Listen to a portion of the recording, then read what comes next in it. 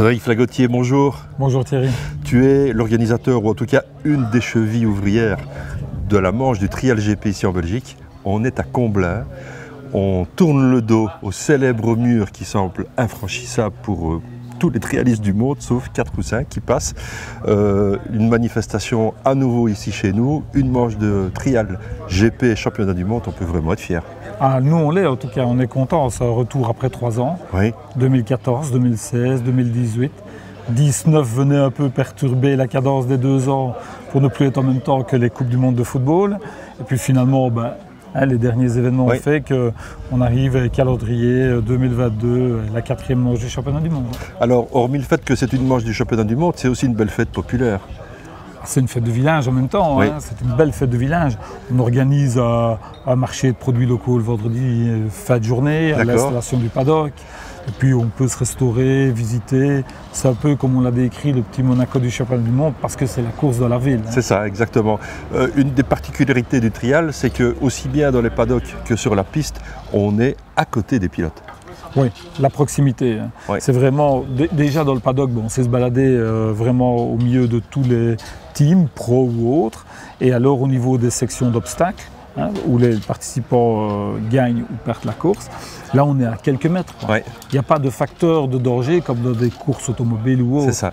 Il y a une chose aussi, c'est que on espère en tout cas, cette année on a vu la première manche avec une bagarre entre Tony Bou et Busto. On espère que ça va continuer parce que ça devient presque insolent évidemment la maîtrise de Tony Bou et son nombre de championnats du monde gagnés. Je crois qu'on est à 30 si on cumule indoor et extérieur. On espère qu'il y aura cette concurrence. Le pauvre Adam Braga qui est un peu le poulidor du trial est derrière lui depuis des années. Et combien il y aura de pilotes en tout? Il y aura 70 participants. D'accord. Voilà, il y en avait 13 au GP en Espagne la première manche, donc on devrait rester plus ou moins dans le même nombre. Puis le reste se divise dans la catégorie Trial 2, Trial 3.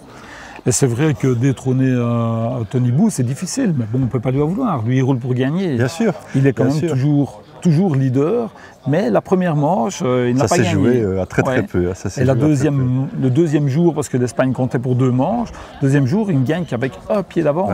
Ce qui est vraiment du jamais vu depuis longtemps. Oui, ça fait longtemps. À signaler en Trial 2 que nous allons avoir des représentants. Oui, 2 représentants belges. Émile Mathéus, qui est le champion de Belgique en titre, et Maxime Maty, qui roulera sur une Gaz, qui a été champion de Belgique également. Ils roulent tous les 2 en Trial 2.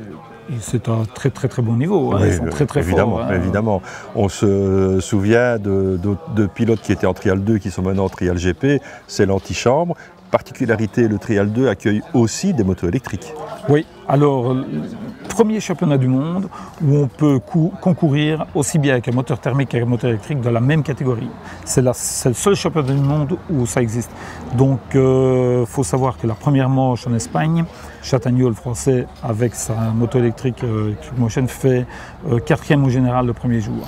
Il fait 13e le lendemain, il est 7e au classement général. Il faut savoir que le top 10 au Trial 2, c'est vraiment l'élite. Oui, on est bien d'accord. Donc on dit grande fête populaire qui aura lieu les 19, 20, 21 août prochain. Alors, il faut quand même souligner que depuis la dernière édition, on a un peu changé l'interzone, on a un peu raccourci, ce qui fait que le public, en moins de 4 km, sait aller voir toutes les zones. Voilà, donc il y aura quand même des grandes affiches qui vont donner des indications au public. En 20 minutes, vous allez depuis le paddock GP, vous allez à la dernière zone d'obstacles du parcours. Donc tout se fait à pied. Une fois qu'on est garé à proximité du paddock, on se balade dans le paddock, podium, festivités, et on peut suivre tout le trial à pied. Ok. On dit sport de proximité. Est-ce qu'il y a une billetterie qui est ouverte? Alors, il y a une billetterie, évidemment. Oui, bien sûr. C'est un événement qui coûte de l'argent. Voilà, c'est comme ça. Oui. Le vendredi, évidemment, c'est la station de paddock, marché locaux, tout est gratuit, donc c'est entrée libre à tout le monde. Il y a un droit d'entrée pour le samedi uniquement pour le paddock GP et les essais libres.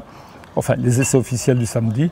Et alors, il y a soit le ticket samedi et dimanche, une place pour le dimanche qui couvre l'entièreté des sections ainsi que le paddock. D'accord, et ça, c'est sur le site gptrial.be qui s'affiche ici en dessous.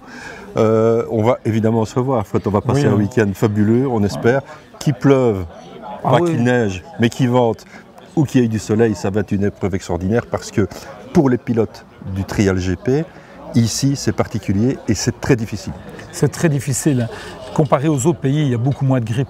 Donc on nivelle le niveau. Ouais. Je veux dire, Tony Bou n'a jamais eu très facile de gagner. L'écart de poids entre le premier et le 10e ici est très réduit. On l'a vu tout à l'heure dans une démo. C'est vrai que leurs vêtements, il faut aller vraiment chercher l'adhérence. C'est très particulier. C'est 100% naturel. S'il pleut, il y a de la boue. S'il pleut, c'est dur. Hein. S'il fait sec, c'est beaucoup de poussière et ça glisse. Ouais. Et eux, ils sont habitués à rouler dans leur pays où il fait sec, où il y a de la roche. Ouais. Et ici, de la roche, il y en a peu. On voit ce qu'il y a là derrière nous. Et on imagine que ces mecs-là montent ça à moto. Moi qui roule le dimanche avec mes potes en trial classique, c'est pas le même sport. Quand je vois ça, je me dis c'est pas possible. Il y a un fil qui les suspend quelque part. J'ai essayé. J'y suis pas arrivé. Fred, merci. Merci pour ton obstination à organiser une telle manche. Merci d'amener du championnat du monde en Belgique ici, chez nous, à Comblain, dans un patelin qui finalement va vivre un week-end de folie. On se retrouve les week-ends du 20 et 21 août avec les meilleurs pilotes du monde.